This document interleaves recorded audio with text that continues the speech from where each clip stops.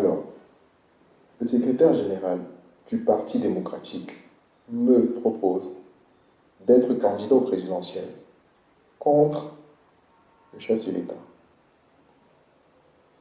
Et je suis censé trouver ça normal. Vous parlez tous du grand changement.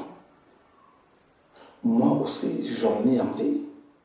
Vous vous souvenez quand même que je ne suis qu'un avocat qui, comment vous avez dit déjà, confond sa notoriété virtuelle avec une réelle aptitude à gouverner tout un pays. Ah, vous n'avez toujours pas oublié cela. Comment oublier un pareil compliment? Pourquoi vous n'attendez tout simplement pas votre tour? Vous êtes bien placé dans la hiérarchie de succession. En réalité, il n'y a que les idiots qui pensent que le président réfléchit vraiment à sa succession. Pourtant, le ministre Mbolo semble convaincu qu'après le président, ce sera son tour. Comme je l'ai dit, il n'y a que les idiots qui pensent que le président réfléchit à sa succession. Et puis, quand vous regardez autour de vous, peut-on se permettre d'attendre encore? Les camarades du parti nous répètent sans cesse que Rome ne s'est pas construit en un jour. C'est vrai, mais quand 60 ans après, on n'a toujours pas commencé la construction du Colisée, on fait comment? On attend encore? Rémi Zogo, président de la République. Ça sonne bien, non? Alban Ewane, président de la République. Ça sonne bien aussi. Oh non, il faut voir la vérité en face. Avec ma carrière, je suis disqualifié. Par contre, vous, on peut vous voter. Je n'ai aucune expérience. Vous aurez 35 ans avant l'élection. Vous n'avez tué personne. Et vous aurez les signatures nécessaires en tant qu'indépendant. C'est l'essentiel. Parce que j'aurai les signatures. 1. Les signatures. 2. La caution. 3. Le financement pour la campagne. Je m'en occuperai de tout cela pendant que je reste encore au sein du parti.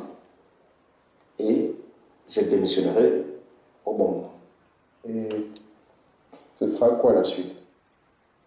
Depuis 1960, quasiment à chaque élection, le parti a pu rassembler 3 millions d'électeurs, plus ou moins.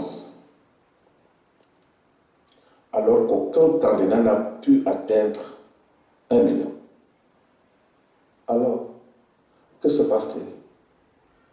Boule-t-on les urnes? Peut-être. Fait-on voter les morts?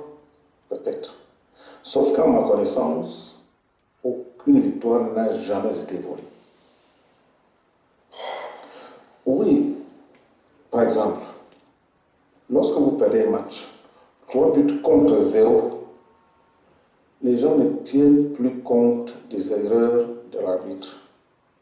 Mais si le même match, vous le perdez 3 contre 2, alors les gens peuvent vous écouter. Lorsque vous direz, j'aurais dû gagner ce match et que monsieur l'arbitre aurait dû m'accorder un penalty. Et comment on fait pour avoir un penalty? Les gars qui viennent au meeting, juste parce qu'on leur a promis un sandwich, ne sont pas cons. Ils savent que le pays ne va pas bien. Ce dont ils sont sûrs, c'est d'avoir leur sandwich. Par contre, ils redoutent ne même plus avoir de bière avec le nouveau président. Et s'il n'y a plus de bière pour faire flotter le pays, c'est la guerre civile. Donc, il faut les rassurer avec un vrai programme. Plus de on va arrêter la corruption, on va construire les hôpitaux, on va faire les routes.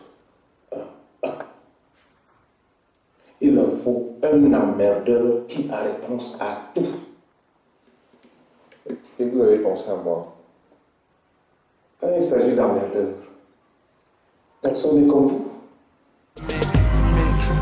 La route est encore longue, mais tu vas affronter du monde.